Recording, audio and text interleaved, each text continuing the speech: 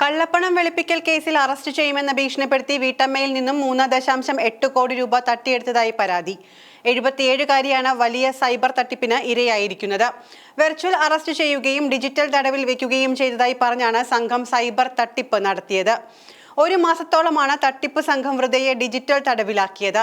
പിന്നാലെ ഇവരിൽ നിന്നും 3.8 കോടി രൂപയും പലപ്പോഴായി സംഘം കൈപ്പറ്റി. മുംബൈ നഗരത്തിൽ ഭർത്താവുമൊത്ത് താമസിക്കുന്ന സ്ത്രീയാണ് സൈബർ തട്ടിപ്പിനിരയായത്.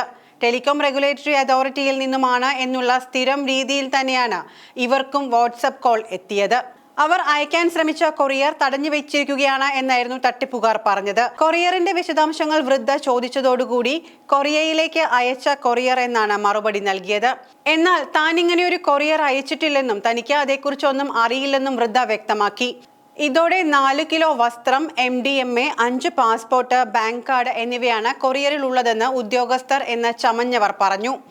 വീണ്ടും വൃദ്ധ ഇത് നിഷേധിച്ചതോടെ ആധാർ കാർഡ് ഉപയോഗിച്ച് മറ്റാരെങ്കിലും കൊറിയർ അയച്ചതാകാമെന്നും മുംബൈ സൈബർ പോലീസിനോട് സംസാരിക്കണമെന്നും സംഘം വിശദീകരിച്ചു. ഇതിന് പിന്നാലെ മുംബൈ പോലീസിൽ നിന്നെന്ന് പറഞ്ഞ് തട്ടിപ്പു സംഘത്തിലെ മറ്റൊരാൾ വൃദ്ധയെ വിളിച്ചു.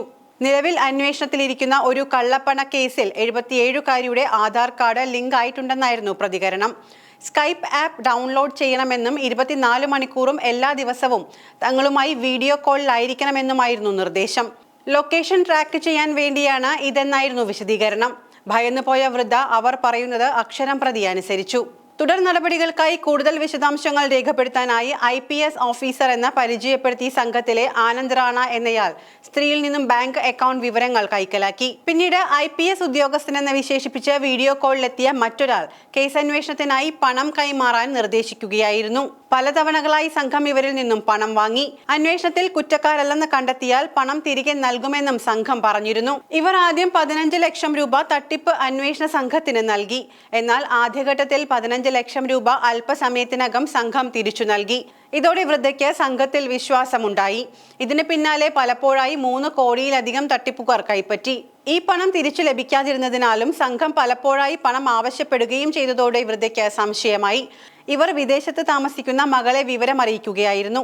പറ്റിക്കപ്പെടുകയായിരുന്നുവെന്ന് മനസ്സിലാക്കിയതോടെ വൃദ്ധ പോലീസിൽ പരാതി നൽകിയിരിക്കുകയാണ്. സംഭവത്തിൽ പോലീസ് പ്രതികളുടെ ബാങ്ക് അക്കൗണ്ട് മരവിപ്പിച്ചിട്ടുണ്ട്.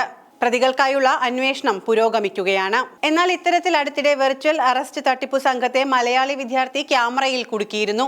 പേരൂർക്കട സ്വദേശി അശ്വഘോഷ് സൈന്ധവാണ് ഡിജിറ്റൽ അറസ്റ്റ് എന്ന പേരിൽ പണം തട്ടാൻ ശ്രമിച്ച സംഘത്തെ കുടുക്കിയത്. പിതാവ് TC രാജേഷിന്റെ ഫോണിലേക്ക് വിളിച്ച സംഘം സാമ്പത്തിക തട്ടിപ്പ് കേസിലെ പ്രതിയെന്ന് പറഞ്ഞ് കെണിയിൽ വീഴ്ത്താനാണ് ശ്രമിച്ചത്. 1 മണിക്കൂറോളമാണ് വീഡിയോ കോൾ ഉൾപ്പെടെയുള്ള കോൾ സംഭാഷണം നീണ്ടത്. സൈബർ സെക്യൂരിറ്റി രംഗത്ത് പരിചയമുള്ള അശ്വഘോഷ് കൃത്യമായി തട്ടിപ്പുകാർക്ക് മറുപടി നൽകി. വെർച്വൽ അറസ്റ്റ് പോലുള്ള സംവിധാനം ഇന്ത്യയിൽ നിലവിൽ ഇല്ല എന്നറിയാമായിരുന്ന മിടുക്കൻ തട്ടിപ്പുകാരെ വീഴ്ത്താനുള്ള സുവർണാവസരമായി കണ്ട് തട്ടിപ്പു സംഘത്തെ ക്യാമറയിൽ പകർത്തുകയായിരുന്നു. BSc കഴിഞ്ഞ സൈബർ സുരക്ഷാ കോഴ്സും പഠിച്ച വ്യക്തിയാണ് അശ്വഘോഷ്. ഇത്തരം സൈബർ തട്ടിപ്പുകൾ ശ്രദ്ധയിൽപ്പെട്ടാൽ സൈബർ ഹെൽപ്പ് ലൈനിൽ വിവരമറിയിക്കാൻ ആവശ്യപ്പെട്ട പ്രധാനമന്ത്രി പൊതുജനങ്ങൾക്ക് മുന്നറിയിപ്പ് നൽകിയിട്ടുണ്ട്. കൂടാതെ computer emergency response team of India തട്ടിപ്പുകാർ ഡിജിറ്റൽ അറസ്റ്റ്, അഴിമതി ഉൾപ്പെടെയുള്ള ഓൺലൈൻ തട്ടിപ്പുകൾ നടത്തുന്ന രീതികളുടെ ഒരു ലിസ്റ്റും നൽകിയിട്ടുണ്ട്.